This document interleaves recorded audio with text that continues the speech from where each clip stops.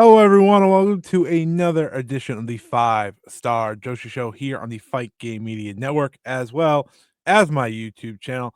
I'm your host, Scott Edwards, and we have a pretty sporadic episode here today.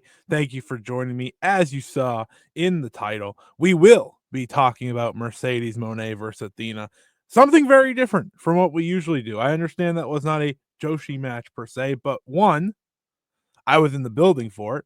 So I think a fun live review is always cool when I get to actually go to a show. So we'll be talking about that. But of course, we will be talking about Stardom's big time week and getting you ready for the remainder of the Joshi shows here in Las Vegas. I think that's a very important part of this show because on Saturday, I will be reviewing as many of the matches and shows that I can. Both Stardom American shows will be on that video. Like I said, Mania Week, Joshi Reviews right here, youtube.com/@ScottEWrestling. That is where you're going to want to go. We will be also reviewing the TJPW show, the Marvelous show, and any other matches like Masha Slamovich versus Suzuki, Megan Bain versus Bozilla, and so much more. That'll be exclusive to the YouTube, saving the Joshi show. I've already watched the first Stardom American Dream 2025 in Sin City show, but I think it's best to save it for that. I said last week I'd put it on here, but to give it all the care and time in the world, I'll talk about it on that very special stream. So thank you everyone again for joining me here. Like I said, an episode all over the place because a lot of this, again, we are building to all-star Grand Queendom when it comes to Stardom. So a lot of house show reviews, so not too much to really dive into in terms of importance, but we'll talk about the news. There was plenty of news this weekend, and of course, the All-Star Grand Queendom card is officially set, which of course is important because now that it's set, we can go down the card. We will, of course, do an official preview next week. I'm thinking of maybe getting that out early. It will be on the usual podcast, but I'm thinking of putting that out early on YouTube and then tossing it on to the audio aspect of the show as well. But yeah, we'll go through all the Stardom live events. We will go through Marigold. They had the Shinkiba show with a Victoria Yuzuki title defense, as well as Bozilla's farewell on that show. And then we will talk Nanae Takahashi's produce event from this past Monday. We will also do a look at the Oz Academy show from Korakuen Hall. That was a fun show that I was able to check out. We'll also talk really anything else that I could possibly think of in the next hour or so. Like I said, a sporadic show. It's in the middle of WrestleMania week here. There's so much going on, so much wrestling. I'm trying to watch it. I'm trying to review it. That's why we're kind of doing 2 episodes this week in a very special fashion. So if you're listening and you want to hear all those reviews one more time, youtube.com/@ScottEWrestling. I will be continuing that plug throughout the show. But since we're doing something special for that, I will, of course, like I said, be talking about a very special match here today. And that was being able to see Mercedes Moné versus Athena live and in person from AEW Spring Breakthrough. I was there, MGM Music Hall at Fenway Park. Unbelievable venue for pro wrestling. The first time ever someone has done a pro wrestling show here. And I don't think AEW should do any other venue when they come back to Boston. They've done them all. They've done them all. They've done the Agganis Arena at Boston University. They've done the big time TD Garden for 2 shows, Blood and Guts, and of course, Big Business last year. But this was their best show yet. And not only does it help that it was one of the best shows that they've ever done, but I feel like the crowd and the energy was there from start to finish. Over 5,000 in attendance. I know some people will try to make a big deal about that, but that is more fun to me. I like those type venues. This was an absolute ball. Truly one of my favorite shows I've ever been at. And the reason I bought this ticket was because I knew Mercedes Moné would have a match. And listen, there is not a single wrestler I've seen live in person more than Mercedes Moné in my lifetime. I think I've seen her wrestle. I've probably seen her wrestle 4 or 5 times now, and she always manages to deliver.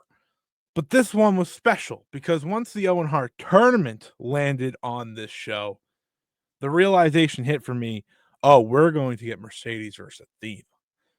There was never a doubt, no matter how my opinions waver on AEW and the booking of their world title, I was never going to miss this show. And it was always going to be because of this match. I have said before, and I'll say it again, I've said it on the show, I've said it on Twitter, I've said it everywhere. There is not a women's wrestler in the history of North America, in my opinion, better than Mercedes Moné. It's a case that she continues to build over time. It's a case that as the more time goes on, the more impressed you are with her entire body of work. People have debated Mercedes Moné has already surpassed Sasha Banks and so on and so forth. I have seen the work of Sasha Banks. I've seen the work of Mercedes Moné, and it is some of my favorite moments as a wrestling fan. I will always bring up her and Bailey and what they created together. I will always bring up her and even Becky Lynch. I think they have very underrated.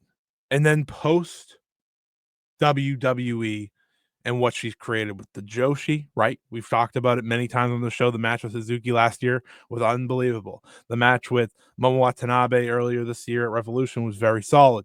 The match with Kairi when she won the IWGP Women's Championship was incredible. The match with Mayu Iwatani, I think is slept on. I do.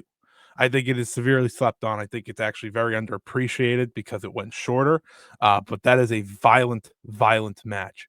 Maybe the most violent that Mercedes has had. But she's had match after match after match after match of memorable moments.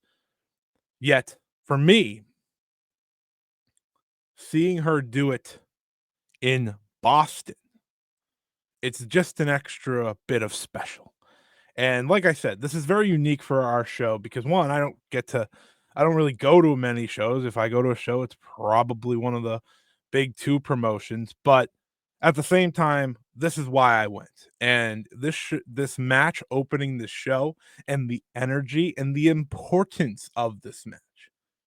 This was, in my opinion, just based on the natural excitement, the biggest match in terms of women's wrestling in AEW. I understand that Tony Storm and Mariah May had their story, and that match that they had to complete that, the Hollywood ending, was fantastic. But the energy and the feeling when Mercedes Moné and Athena look face to face across the ring from each other for the first time, that was special. And what they went on to do in that match was special. It's not easy to deliver on the highest of hopes, on the highest of projections. This is one match that people have circled, right? They circled long ago. They looked at it and they said, this has the opportunity to be an all-timer, right? You put all that pressure on a match. Some crumble and some rise to the occasion. Well, Mercedes Moné and Athena, they rose to the occasion. This match was truly fantastic. As someone in the building yelling CEO, yelling fallen goddess, just absolutely adoring these two and everything that they did. And the struggle that this match was. I've talked about the struggle of a wrestling match and how much that can add. And this was a world title fight in a tournament to get to the world title. That's what this was. There was no title on the line, but the winner and whoever walked out as the winner was one step forward. And the scary part about this is only the beginning for these two. And I think they set a standard of where they must reach and a standard that I expect them to get back to in the future. But if you are someone who loves women's wrestling, who loves Joshi wrestling, who loves any wrestling, this is a match you go out of your way to see. Um, it was great. It was really, really great. Maybe my favorite match I've seen live um, ever. I don't think that is a preposterous thing off the top of my mind. Just based on what I remember, it was a special experience. And I just wanted to give the flowers to both these two because not only do I think they deserve them, but thought it'd be cool to give a live feeling. Like I said, everyone was on their feet pretty much for the majority of this match. It was loud for the majority of this match. Um, and it felt just as important for every minute. The near falls, the kickouts, escaping the submissions, everything you wanted, you got it. Physicality, you got it. I love what these two did, and I love what these two will continue to do. Um, while I do find Joshi wrestling to be the absolute best wrestling in the world, it's very apparent that these two fit right into that mold. They get it. It's why you put them in the ring with anyone, especially Joshi wrestlers, and you expect greatness. Mercedes Moné is truly, truly, truly one of the all-time greats. Athena is well on her way to doing the same, especially with the run she's had post WWE as well. And I just wanted to give these two all the attention in the world because this match was really, really fantastic. And I was honored to be there. I was lucky, honored, well worth every single dollar. I could have left after that and I would have been happy. So shouts out to both of them for what they did. But now let's get to our regularly scheduled programming here. That, of course, is the World Wonder Ring of Stardom. Stardom had 4 shows over the weekend, starting in Osaka, which thankfully featured the return of Natsupoi and Starlight Kid, which was a nice surprise. Seeing both of them back in action. Obviously, they were very, very missed. You don't want to not have them around. So I think that's always important. Um, but you want them to be around for Queendom. And we knew both of them were scheduled for it. But them now being active is always a good thing. And looking solid in the matches that they had, I think is very important. So let's go through the results here from Edion Osaka Arena, number 2. On Friday, we had an opening match of Hanan, Mayu Utani, Momokogo, and Saida defeating Akira Kuragane, Hazuki Koguma, and Iria Hime. Um, hold on. Yeah, this is the right show. Very solid opening match, obviously. Is this the right show? I feel like I just talked about this last week. Hold on. Hold on. Oh, my apologies. My apologies, folks. We talked about that show last week. I knew it. I knew it. I knew it. I knew it. Very sorry. Very sorry. So we're talking 3 house shows. 3 house shows starting with the 2 in Nagoya. They had one on the 11th and 12th at Shinichi Hall in Nagoya, Aichi, Japan. Yeah. So the reason I got confused is because I could not remember for the life of me if I was able to get to both of those shows, especially that one that day of the recording. We did. We talked about it. We talked about Hanan, Hazuki, and everything like that. My apologies. That's what happens when it's WrestleMania week. You get a little bit crazy. Things are, you lose track. That's on me. I appreciate your time. All right. Anyways, heading to Nagoya, we had Cosmic Angels, Aya Sakura, Sayaka Kurara, and Yuna Mizumori defeating Hate, Azusa Naba, Fuki Death, and Rina. We then had Akira Kuragane and Lady C defeating Rian and Waka Tsukiyama. Suzuki and Yuri Hime defeated Miyu Amasaki and Starlight Kid. Hanako defeated Tabata in singles action. You had Hates, Natsuko Tora, Ruaka, and Konami defeating Sariano, Natsupoi, and Tam Nakano. This was a bit of a shock. Admittedly, I thought this match was certainly the unexpected result from this show. Um, because you saw Tora pin Tam. You would have thought the big super trio of the Angels would have got the job done, but that was not the case here. And then your semi-main event, it was the golden generation, remaining golden generation in the world of Stardom. Saya Kamatani defeating Micah and Saida in 14 minutes and 59 seconds. Kinda exactly, I think, what you want from a house show version of this, right? You put this match on paper, you get excited looking at it. You know they're not gonna go probably all the way to having like one of the best matches of the year, despite the ability to do that. But it's a fun match for those in Nagoya. With Kamatani pinning Ito with the spinning Star Crusher to get the win. Like I said, nothing wrong with this one here. Obviously, you want, if you're watching these house shows like I am, you kind of would love if they went to that extra level. But listen, all three of these wrestlers are in major, major title matches in a week and a half.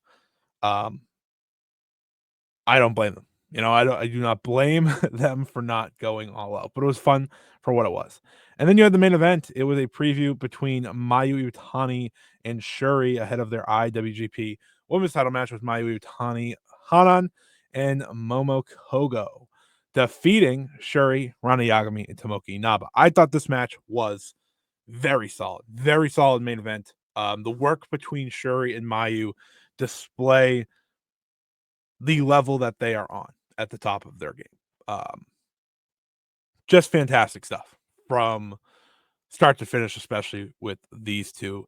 The moment that was most important was you saw Mayu get the win, pinning Shuri in the middle of the ring, which I think is obviously very notable, considering that we are just a week away, or a week and a half away, 2 weeks away, whatever. We are a week away. No, shit, that's right. Week and a half away from this recording. Holy. Um, because when I watch Mayu and Shuri, I know when they're on their game, as in they're going all out, and they're not. And you watch them flip the switch for the closing stretch here. Mayu winning with a dragon suplex as she gains massive momentum heading into that match. I think with Shuri, it does feel like this is the one she wins. And I haven't talked about it. I know people have started to talk about it. Yes, it does feel that way in terms of Mayu and everything. Uh, but in terms of Shuri, her getting reheated up for the first time in a long time is so necessary. It's so necessary because if she's not going to challenge for the world title anymore, which seems like is no longer her thing, right? We have set her sights on the IWGP or nothing moving forward. So we've moved on from that. Then you have to continue to use her because she's still at the top of her game. I'll talk about it, especially when we talk about the American shows and her involvement on those. She just is so good that even at her, doing the basics, she's again fantastic. Shout out to Hanan, Kogo, Anaba, and Yagami as well. All very solid in this match. Now, on to the next day in Nagoya, which is again a very notable show, I think, because of the main event. That is potentially the final Meltier match ever. I think that can be very overlooked, but it is the final, or sorry, potentially the final Meltier match ever. And I think that is something we're not gonna really notice until maybe Tam's gone. I think for a lot of this stretch with Tam Nakano, you kind of just like, oh, this is a very cool match, and then you kind of realize, like, oh, this might be it for this and that. And now with Meltier, right? They had the full entrance, they had their crowns, they had the music, they had everything. It kicked in for me that this might indeed be it for Meltier, a tag team that has been one of the very best when they're going. So I think that was very important in this, but we'll talk about the results here. Like I said, in Nagoya once again, Starlight Kid and Tabata defeated EXV's Ryan and Waka Tsukiyama. It is worth noting both Suzuki and May Sarah had to miss the show due to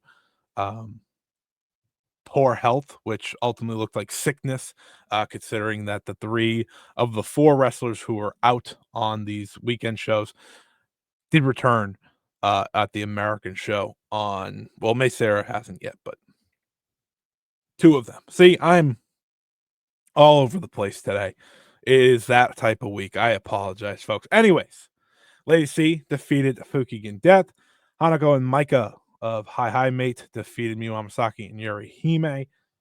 Momokogo and Saida defeated Sayaka Karawa and Yuta Mizumori, as well as Asusa Naba and Rina.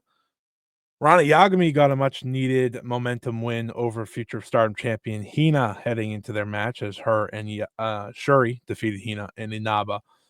Stars Hanan and Mayu Utani defeated Natsuko Tora and Ruaka, so a fun match between Eye Contact and BMI 2000. And then your main event, like I said, Melt here, final time, and they ultimately lose. Maybe the most evil win yet for Saya Kamatani in the build to this match. And I say that because, like I said, the final Melt tier match. I know a lot of people have to be feeling that. This match was all about Konami cheating their way to stealing this one. Face paint into the face of Tam Nakano and Kamatani getting the pin. They'll have one more shot, obviously, this upcoming week. We'll talk about the Korakuen here in a second. But considering the history between these two, considering the story between these two, I think it is very notable that this is the way it's ending. I think it's very notable that this is where we're going with these two, because the more Kamatani gets wins, the more you start to think of into the booker's mind of, oh, does that mean Tam's going to ultimately win in the end, right? Tam took back-to-back pinfalls or back-to-back losses, I should say, on this tour. She did get a win the next day in a singles match, which was more of an impromptu thing that they kind of had to do. But it's very fascinating when you think about the situation we're in and what things are looking like in terms of her missing, right? When it comes to Tam and does she stay, does she go, you have to keep the Carrara aspect in this game. You have to keep the Carrara mindset here because we don't know what that wish does. And at this point, because of how little the wish has been brought up, it's 100% going to be included, right? It's 100% going to come into play here. And I think that's very important. So as Tam continues to lose, maybe it's a sign of maybe she wins, or maybe Carrara uses the wish to save one of them. We don't know yet, but as we continue to build, it's all worth noting. But let's talk about the final show from this past weekend in Stardom, and that, of course, was when they head to Hamamatsu. So this show, there was no Suzuki, no May Sarah, no Starlight Kid, and no Mayu Iwatani. So you can imagine my interest in the show. Absolutely drained, really tough. And then Sayoriano wasn't on it either. They were Sayoriano was at the Oz Academy show. FWC was at the Oz Academy show. Azumi's in America. So a really drained roster for this show. So they turned the main event into Tam Nakano versus Hanan one-on-one. So there was a treat on this show, but otherwise definitely missing a lot of key parts that usually make these shows very solid. So here are your results from this show in Hamamatsu. You had Miyu Amasaki defeating Yuta Mizumori and Yuri Hime. You had Aya Sakura and Natsupoi defeating Hanako and Tabata. You had Rina and Ruaka defeat Momokogo and Saida. Sayaka Karawa got a singles win, defeating Akira Kuragane. Konami, Natsuko Tora, and Saya Kamatani defeated Maika, Rian, and Waka Tsukiyama. Hina and Shuri defeated Lady C and Rana Yagami. So 50-50 here with Hina getting the win back against Rana. And then your main event, you had Tam Nakano defeating Hanan in a one-on-one match. And the reason I want to talk about this match so much is that I look at this match as very simple, actually. I look at this match as an impromptu prove-it match for Hanan. I think there is a reality that after All-Star Grand Queendom, Hanan is your new World of Stardom Stars challenger. I think that there is a real reality that that is what we are going to be at. I understand she never won the Wonder and despite challenging for it. But it almost feels like, based on her comments, right, regarding change in stars and kind of wanting to be at the forefront of that, she's going to be the main world title challenger for whatever the faction looks like. And there's no better way to prove where you are than against, of course, Tam Nakano, especially with what the roster was looking like at this point.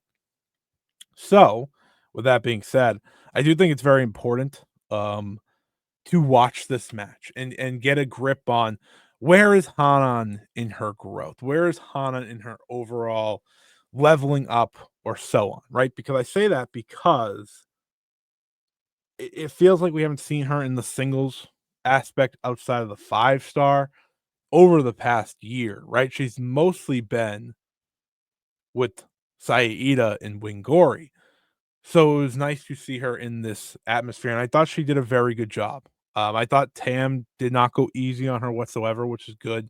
Um, and they brought it. You see Hanan exchange the slaps and the signature moments in a Tam Nakano match, and not back down but step up. I thought this match was very solid for the main event, probably the best or at least my favorite from the Stardom weekend of house shows.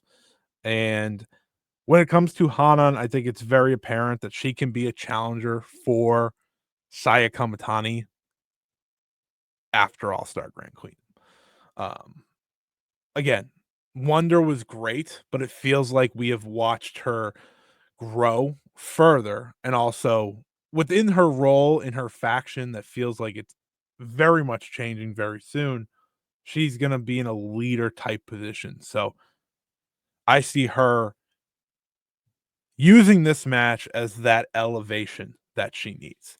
And like I said, Tam got the win with the Violet Screwdriver. Like I said, also a very, very strong main event. I think that's also important. This wasn't supposed to be the main event. We were supposed to see Tam and Mayu share the ring one more time before Tam's career is on the line. That will no longer be happening, which is an emotional moment, as someone who has appreciated that story, right? The story is very simple. Tam Nakano's never beaten Mayu Utani, and when she left Stars, she had one goal, and that was to overcome Mayu Utani. And while she has accomplished so much since forming Cosmic Angels, right? Wonder Stardom champion twice, World of Stardom champion twice, right? All these different things, she's still over against Mayu Utani. Never has gotten that singles win. I think that's very, very important, especially because they didn't get to share the ring here, and they won't be sharing the ring at the Korakuen. So, yeah, that's the emotional aspect of this, at least for me. At least for me. But that was the weekend for Stardom. So, as I said, I will be covering the Stardom American Dream shows over on youtube.com/ at Scott E Wrestling for a very special Mania Week Joshi review series. But I did watch the Sin City one. Overall, I'll give my overall thoughts here and we'll go match by match over on that review. But overall, it was a fine show. I think it kind of lived up to what the card was. I didn't expect anything to be blow away. I thought Micah and Tekla probably had a better match in America than they may have in Japan. It's rare I say that, but it feels like the heel heat for Tekla works better in America than Japan. That's just kind of my main takeaway from that match. But we'll talk a lot more about the whole card and both cards because, of course, Stardom is not done. On Friday, they will be doing American Dream 2025 in Neon City as part of the DPW Prestige West Coast Pro show. So let's preview that now here. And then, of course, we'll talk about a review on that special edition. The opening match will be Shuri versus Kelsey Heather. Kelsey Heather is someone that I saw for the first time via the first American Dream show. There's something there, I think. it wasn't perfect. You know, it wasn't perfect. She teamed with Suzuki against Wingori, and there were notable slip ups and so on. But at the same time, there's a legitimate athleticism that she has that, you know, if you were to put her into a Stardom or Joshi dojo of some sort for a number of months, maybe you could find a real future competitor there. And I think that'll be a fascinating type of wrestler to watch against Shuri, who, of course, we know is a coach and a leader in her own right, right? This is a massive opportunity for someone who, one, like I said, I just saw her, right? I don't know too much about her beyond the one match, but I do trust Shuri to handle this match and do so with grace. So Shuri will get probably her second win on the tour um, as she heads into the Mayu match. So that's very important. And then we'll have Rachel Rose teaming with Mina Shirakawa in what will be ultimately Mina Shirakawa's final match in Stardom. This is it. This is it. I think that's kind of under or kind of going under the radar. You know, we when she announced her farewell, it was, oh yeah, she'll be on the American Dream shows, and then that'll be it. She'll head to AEW. I think maybe I expected maybe a main event for her of some sort, but no, she will team with Rachel Rose against Suzuki and Hazuki. And this is really where the conversation gets going. This is where the excitement and the potential of this match comes into play. Suzuki and Hazuki make sense, right? They make so much sense to team up. They make all the sense in the world to be together. And this will be our first chance to see it. I'm fascinated to see what this combination looks like. Could we see them work? I think it's very obvious that they're going to be the winning duo in this match.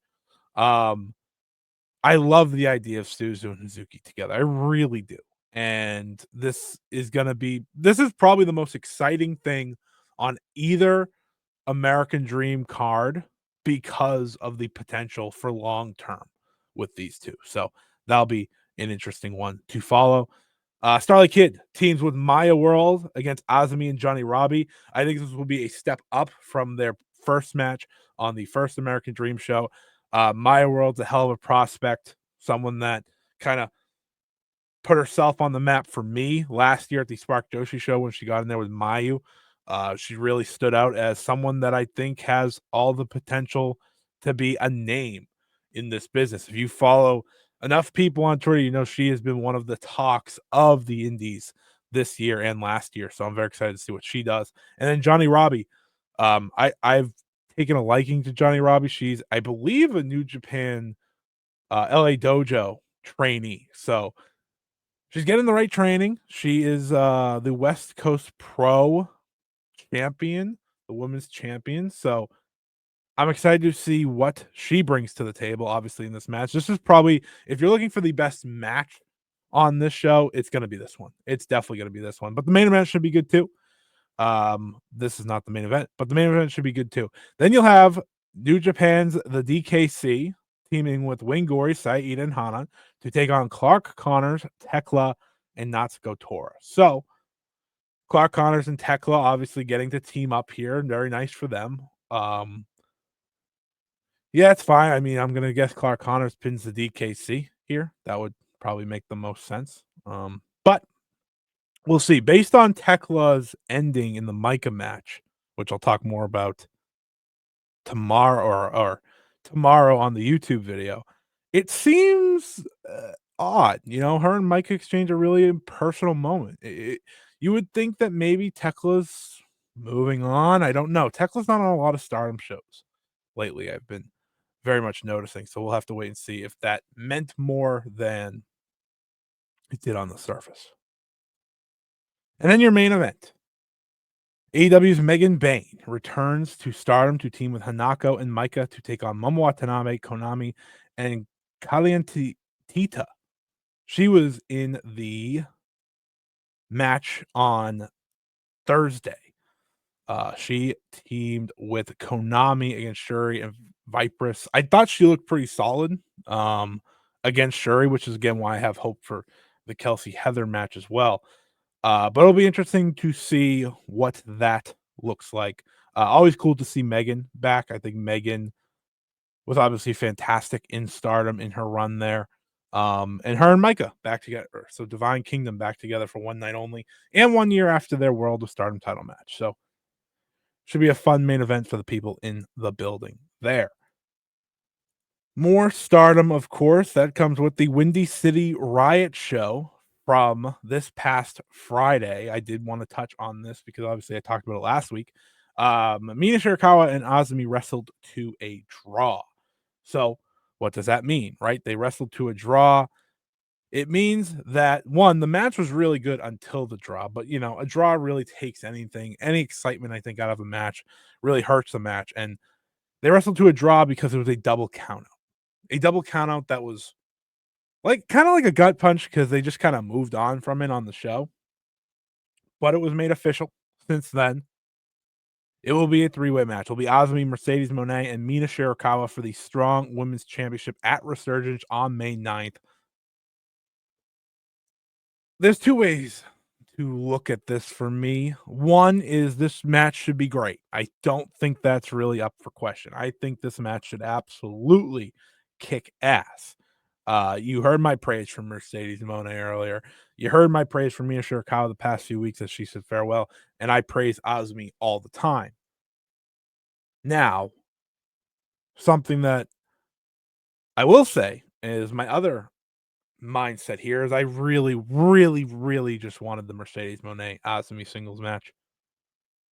I really did. I was really ready for that, but this ultimately feels like a way to potentially get the Strong Women's title off of Mercedes Moné before whatever she's going on to, you know. Maybe she's gonna win the world title in AEW. Who knows what she's gonna do? But it feels like a way to get the belt onto either Mina Shirakawa or Azumi, and not have Mercedes Moné take the pin because obviously the whole thing is she's undefeated. She hasn't been pinned as part of AEW. So that'll be interesting. That's the story we're going for, and I think there's potential there for it to happen. But you know, nonetheless, despite my sadness that it's not Azumi versus Mercedes Moné one-on-one for the first time ever, should be a great three-way match next month. And it was made official this week, despite them both being out sick. We are getting the special singles match.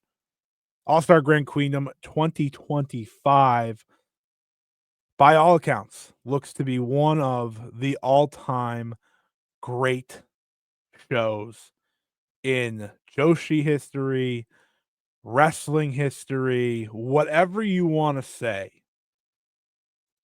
All points to it being truly, truly special.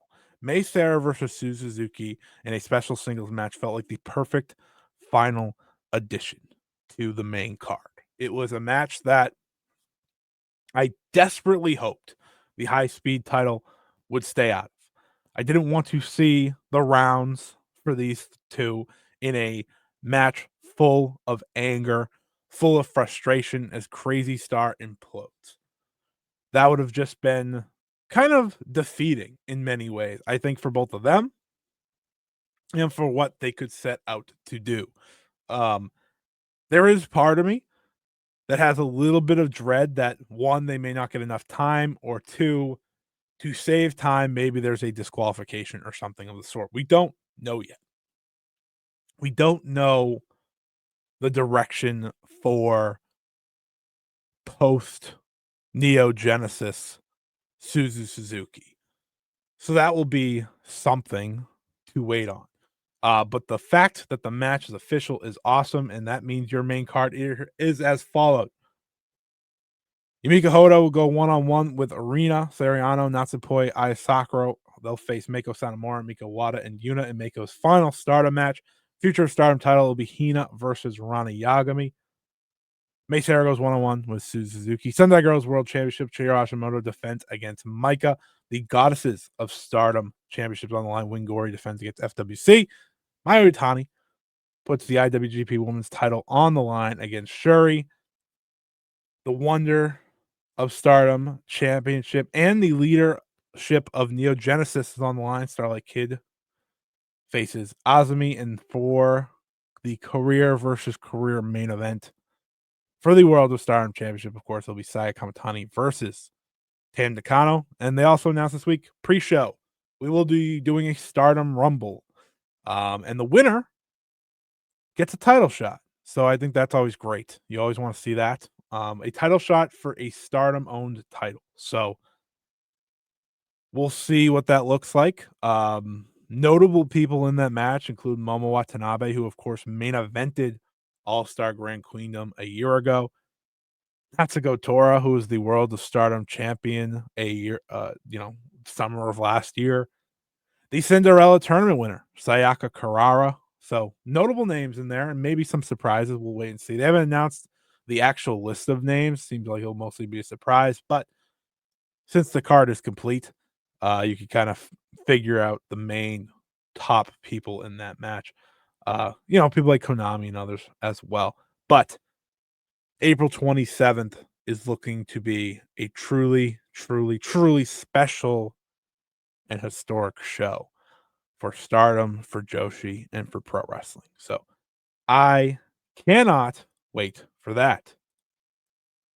But we're not done with Stardom yet because Stardom has so much going on. And that, of course, starts with the Stardom Nighter in 2025 in Korakuen, April 2. Hell of a name. That's a lot.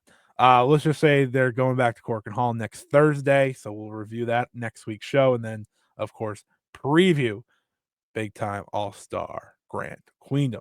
So yeah, there's a lot to dissect here, obviously out of the big matches, but the opening match, for example, will be Natsupoi, Sayoriano, Aya Sakura, and Sayaka Karara teaming up. They'll face Natsuko Tora, Ruaka, Konami, and Tekla.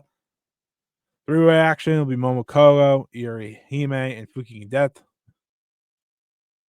Hina and Lady C team up. They'll face Arana Yagami and Tomoki Inaba in another preview match for that belt.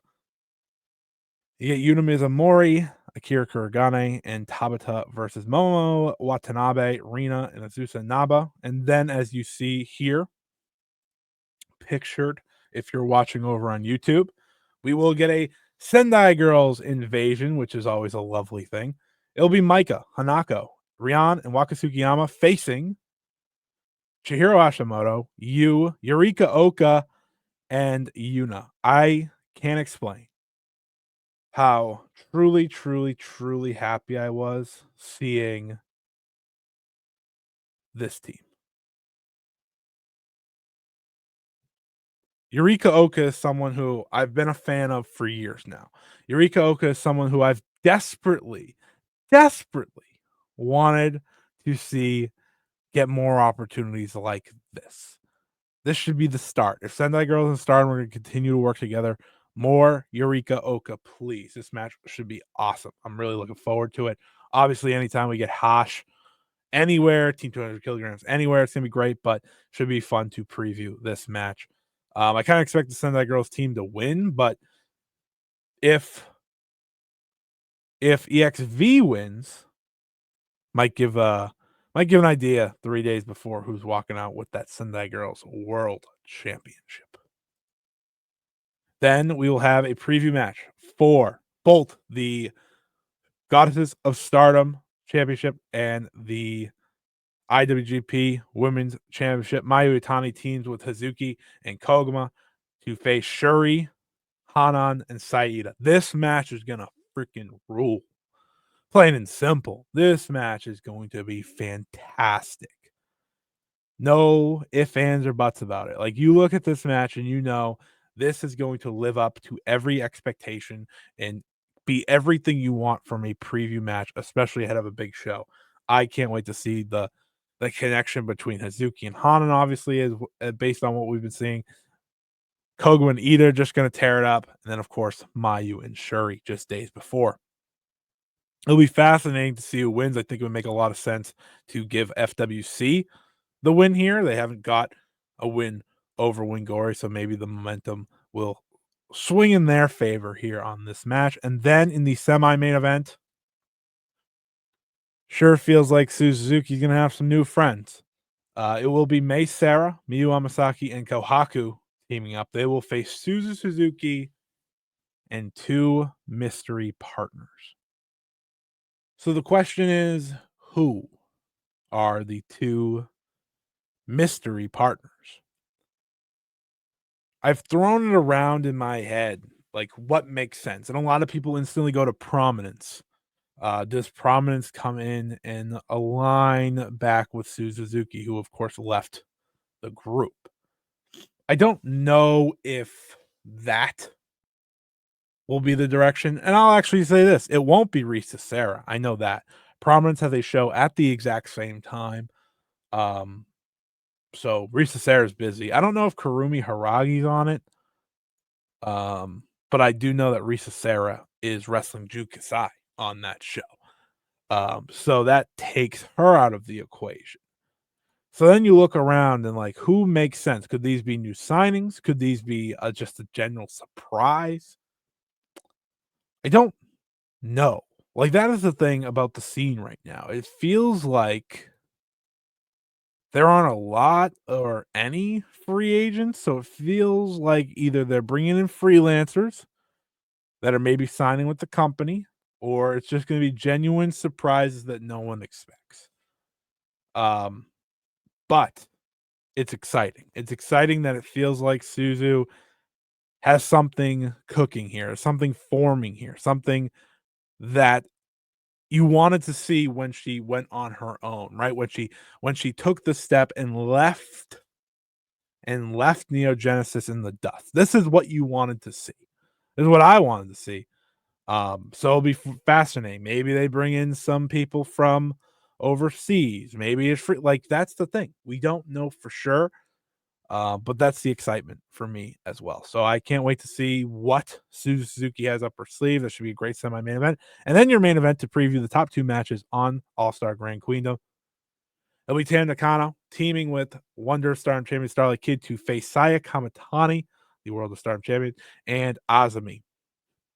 Much like the IWGP Goddesses preview match, this is going to kick ass. This is going to be insane, exciting, probably in front of a sold out Korakuen. You can't ask for much more. Potentially the last Korakuen of either Tam Nakano or Saya Kamatani's careers, by the way. Yeah. Yeah, this is what it's all about. Kind of crazy that that's the reality we live in, right? And I know when I've talked to a lot of people, there is the potential that Carrara's wish comes into play, and I will consider that. But for now, I will also consider that this is career versus career.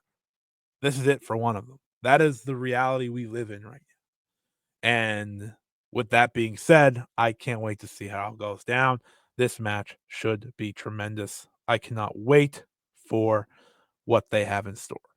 But before I kind of get to the Nanae Takahashi review, Produce Show review, and some Marigold stuff, as well as the Oz Academy thoughts, I'm just going to give a look at the shows and matches I'll be trying to talk about this coming weekend when the video drops Saturday to review WrestleMania week for the Joshi side of things, like I've been talking about, because I think that's the best way to kind of give you an idea of what to expect. Obviously, these four things will be covered, but there's a lot. There's a lot. It'll be an unofficial preview for a lot of it as well. So, um, Stardom did take part of the Rebirth show in Dragon Gate on Wednesday, so I'll definitely touch on that match. Maya World went one-on-one with Miyu Watanabe at Pandemonium's The House Always Wins. I've only heard good things about that, so we'll definitely talk about that. Mickey James goes one-on-one with Maki Ito at the March Hitchcock Memorial Super Show on April 17th, which of course is the day I'm recording this. So that'll be a fun one to cover just because it's so unique to it's very fitting of WrestleMania week. I'll give him that. I don't know the last time Mickey James wrestled, but that'll be an interesting one. Then, of course, we have more Stardom in Dragon Gate. It will be Hanan and Saida teaming up to take Hayan and Charisma. I'm very excited about that match. We'll talk about that one. Um, we'll talk about the Spark Joshi show, including the Spark Joshi World Championship match where Hazuki goes one-on-one with Lana Cross. That should be awesome. Uh, the Marvelous show, top to bottom, we will review. But of course, Takumi Iroha and Johnny Robbie team up. They'll face Shuri and Zara Sakir. That has the potential to be the best show of the week from Vegas. I really do believe so. You have Senka Akatsuki versus Aja Kong. You have Masha Slamovich versus Ai Hozan. You have some really cool matchups. So that'll be a fun show to talk about as well. Then we'll be talking Bloodsport. We have WWE Shayna Baszler versus Stardom's Konami. That will be a fascinating matchup, obviously. We have Carmen Petrovic from WWE against Micah. Again, crazy world we live in. Just a crazy, crazy world. We'll have Natalia wrestling Miyu Yamashita of TJPW. So, again, crazy world we live in. We'll talk about all three of those. And then TJPW brings what may be as well the best show from Vegas this week. They put it all together. I got to applaud TJPW for the effort that they have put in for this show. On paper, it's tough to beat. They have 4 championship matches and 2 very solid undercard matches, starting with Yuki Arai versus Risu Endo. This is just a good special singles match right here. Yuki Arai is building momentum, obviously, so it won't be a shock when she wins, but looking forward to that one. I think this is Yuki Arai's first time in America. I could be wrong about that, but either way, I'm looking forward to it. Then you have Zara Zakir teaming with Maki Ito against Palmer Harajuku and Maxine Paler. Should be a fun tag. The TNA Knockouts World Championship is on the line. Masha Slamovich versus Miyu Watanabe. I'm so hyped for this match. One of my matches I really have circled on this week's schedule. I think it's going to be superb. Masha's fantastic. One of the best in America. And Miyu's one of the best in Japan. It's only fitting. Should be an excellent match. Give them 15 minutes and let them tear down the house. Princess Tag Team titles are online. Shoko Nakajima and Hyper Masao defend against Wakana Uehara and Yuki Kamafuku. I'm fascinated to see the reaction for Wakana Uehara in America. I know she's created a big-time fan base, so should be really cool to see her make her USA debut. Suzume once again defends the International Princess Championship against Jada Stone. Jada Stone is very impressive in her TJPW dates. I think she's going to probably win the International Princess Championship here just based on running it back. Maybe she doesn't, but I know she's returning to Japan as well. So very clearly, TJPW has taken a liking to her. So excited for this one. And then your main event, as big of a main event as there is. Mizuki defends the Princess of Princess Championship against Miyu Yamashita. This is what it's all about. This is the big time. This is what you want if you are going to these shows in Vegas. You wanted a big one. Oh boy, did they give you one. This is going to be stellar. I'm very much looking forward to this and what it looks like and how it goes down. Should be tremendous. And then, of course, at Joey Janela's Spring Break 9, Sue Suzuki goes one-on-one with Masha Slamovich for the JCW World Championship. That should be awesome. And Megan Bayne goes one-on-one with Bozilla. That's going to be incredible as well. All these matches will get covered on that show on Saturday that I do, covering everything I can for Mania Week. Everything that I have mentioned here will be covered on that show, including the Thursday Stardom show as well. DPW as well. They'll have a proving ground match. It will be Danny Luna versus Takumi Iroha. That should be great. You also have Masha Slamovich and Queen Aminata versus Magenta. That should also be great. Like, this is stacked, They didn't hold back. So shouts out to this incredible, incredible effort by everyone. So, like I said, Mania Week Joshi reviews, that will be on my YouTube channel, youtube.com/@ScottEWrestling. Don't miss it. We'll be talking each and every match I just named in full review. and that will just be exclusive to the YouTube. They'll not get tossed on the 5 star next week. The 5 star next week's all about All Star Grand Queendom, right? That is the focus. So this is a chance to talk about all these shows, have some cool YouTube only content. I'm very excited to talk about them all. Hell of a week we have ahead of us. So if you are a wrestling fan, enjoy it all. Enjoy it all. It's my favorite week of the year still. Um, just because of seeing the world come together and putting on so many shows in one spot. So cool. Between this, it's my favorite week of the year besides the Wrestle Kingdom 2 weeks. That's undefeated if you're a Japanese wrestling fan like myself. But this is also great. So definitely keep an eye out for that. That'll be up on Saturday. Let's talk Oz Academy here real quick. We'll talk about the three big matches with Meiko Satomura and Sonoko Kato defeating Mayumi Ozaki and Chikaya Nagashima. A lot of fun here in this tag match, but the main talking point is Sonoko Kato, and now she'll be retiring in November. She joins Nanae Takahashi, Meiko Satomura, Yoshiko Hasagawa, Sumi Sakai, and Yuki Miyazaki, and Tei Honma. All wrestlers that will be retiring in this next year or have already retired in Sumi's case. She was celebrating her 30th anniversary as well on this show. So obviously kind of a heartbreaker. I like Kato a lot. I think she's still very capable, but feels like we've reached that time for a lot of wrestlers where it's time to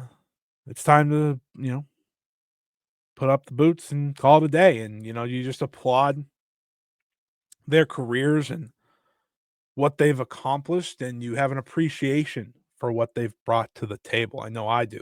So obviously very emotional. I think for me, when you're looking at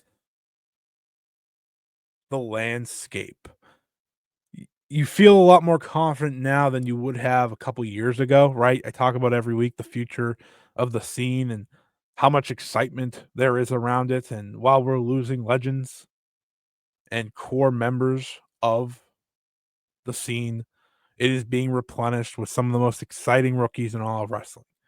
So while I never want to see anyone retire, and Sonoko Kato is someone who I appreciate, um, listen, she's retiring on her own terms. I never have a problem with that.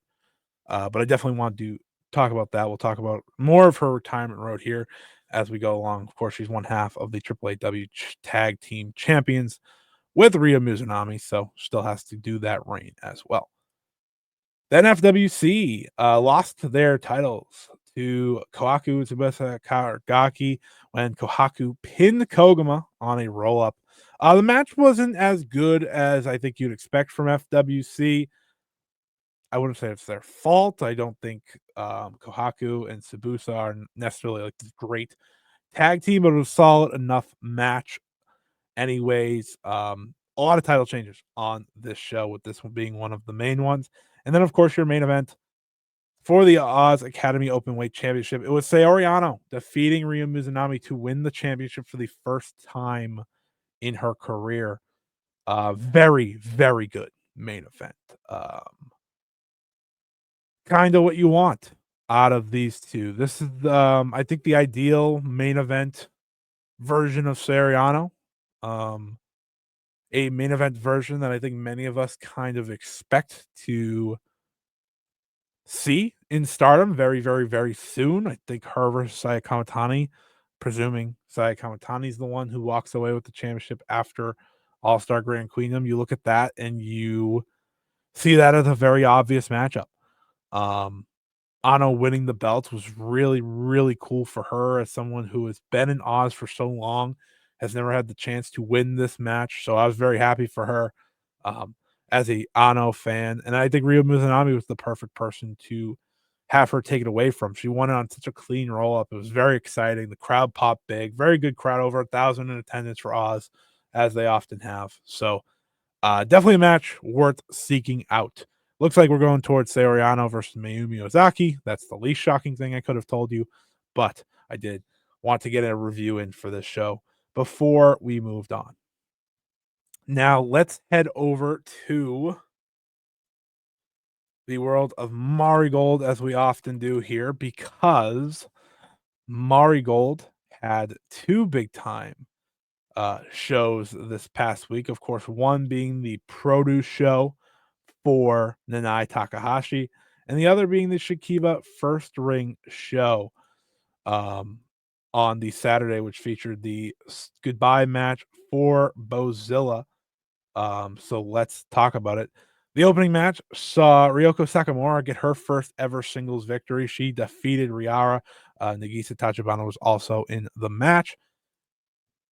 You had Chikagoto and Yuki Minami defeat Megaton and Gigaton. So a big moment for Yuki Minami there as well. And then we kind of get to the big three matches, as I'd call them, starting with Utami Hayashishita and Kazuna Tanaka versus Mirai and Seri Yamaoka. I don't know if it's possible for me to praise Seri Yamaoka more than I already do. But I will be on this episode, don't you worry. Same goes for Victoria Yuzuki, of course. Um, More so for the produce match for Seiri. But even here, she just handles herself like a pro, and she's so good. She's so good. She embodies the super rookie nickname to a T. And when you see her and Mariah in there, it feels like that's the very obvious direction once Nanae retires for Seiri, is being at the side of Mirai. I think that will do a lot of good for her. You know, Mirai does a lot of the training, as we've seen in many, many videos that they've posted from training or pictures, right? She's always kind of in the lead alongside Nanae. Um, so I feel like that would be a really good spot for her. And then I want to give a lot of praise to Kazuna Tanaka. Listen, uh, it was rough there for a little bit for her, obviously, right? The back injury was scary, legitimately scary. And it took her getting really hurt for her to stop. And she did stop it. She took her time and she took her time. And I'm sure it ate away at her. If you've watched any video with her, she is someone who you just want to cheer for. You just want to see succeed, man. That is Kazuna Tanaka, right? She probably feels all the pressure in the world to be successful in this crazy world of wrestling, right? It's not easy. It's not easy when you have two parents as successful and as known as who she has as her parents. And yet you watch Kazuna, especially since she's come back, and you just feel like she's finding that gear. That gear that a lot of people were excited for back when she was in Pro Wrestling Wave, and that gear that I think could take her to the next level. Um, this was a very good showing for Kazuna, and I just wanted to give her praise because I think she deserves it. So shout out to her. And Utami and Mirai continue to build towards their match. Mirai is not messing around. She has been the aggressor. She has been the one that feels like the champion. So I'm really looking forward to that.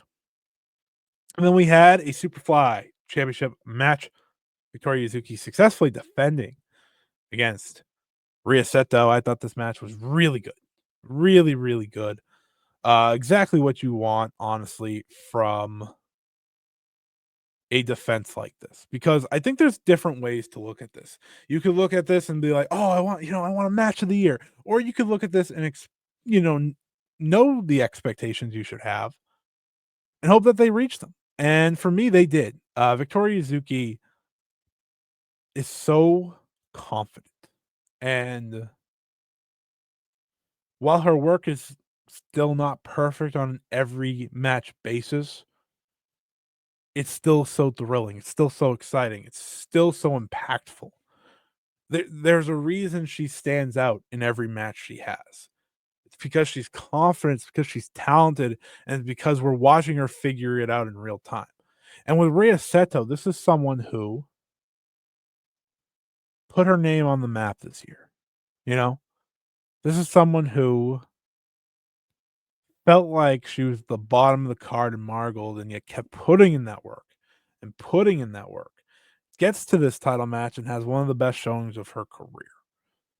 She took out the arm of Yuzuki, went all in on the arm of Yuzuki, and was so, so close to winning. Ultimately, while she did come up short, This is the best match of her career. This is the best performance of her career, and it was a sign of hopeful things to come for her as a wrestler. This was a double thumbs up in terms of accomplishing what you set out to accomplish. You set out to accomplish Yuzuki as a continued dominant champion, a successful champion, a growing superstar. And for Rhea Seto, you set out for her to prove that she's ready for this spot. And that's exactly what she did. Very, very solid championship match here. And then, of course, your main event of the show was the farewell to Bozilla. It was Bozilla, Nagisa Nozaki, Misa Matsui, and Chiaki versus Miku Ano, Hummingbird, Arina Yamanaka, and Natsumi Shozuki. This was really nice. This was a really nice main event. Probably the best Darkness Revolution match to date, easily. Which is a shame because obviously Bozilla's leaving or gone now, I should say. But this was really lovely. It was a dominant. It was really lovely for everyone not named Hummingbird. Poor Hummingbird went through it last week. She had the match in Marvelous where I thought she had the best performance of her career. And then she had a really good performance here, but most of it was her getting her ass kicked from Bozilla. That was most of it. She got her head slammed into the ground at the end and then seemingly power bombed through the damn ring. Bozilla won in dominant fashion to leave Marigold in a very, very successful manner.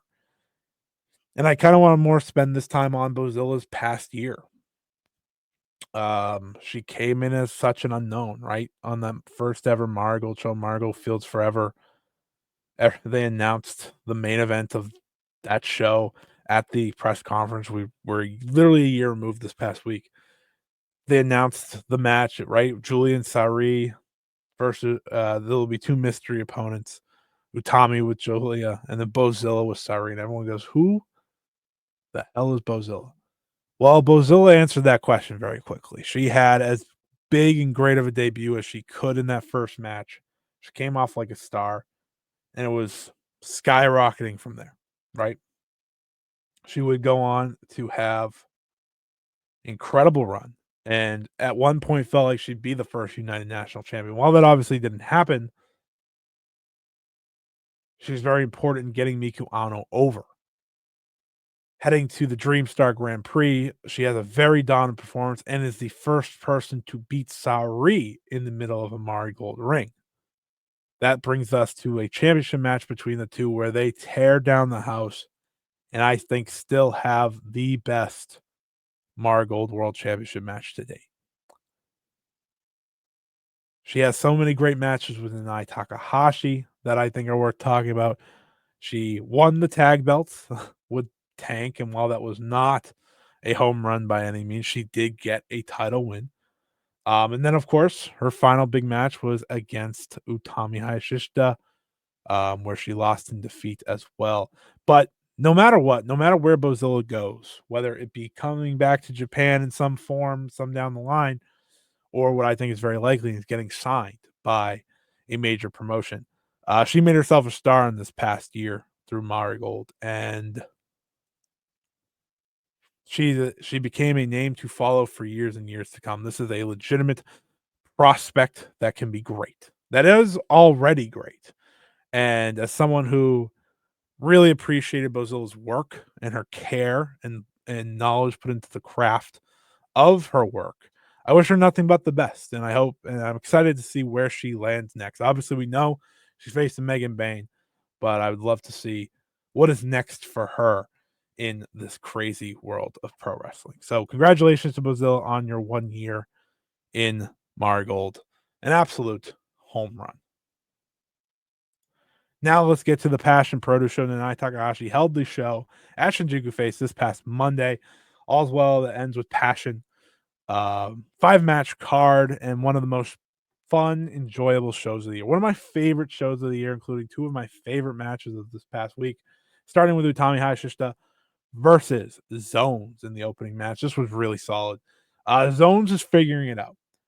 And Utami is not a selfish wrestler. And that's a good thing when facing someone like Zones, who you don't want Zones selling all the time. You want Zones to show her power and excitement levels. And that's what she did here. Her and Utami were really solid against one another. And I'd love to see Zones and Utami more together. Like, watching them together just felt right. It felt like it made sense. Utami had the time of her life doing passion and, posing. Like, Utami loves to not be main event mode. That is her favorite because she just feels so much more natural. She loves to have fun. Uh, she did have the world title, obviously. She's the world champion, but this was a really fun singles match and a perfect way to start off this show. And then the Nana Momo final, which was just awesome, man. This match was awesome.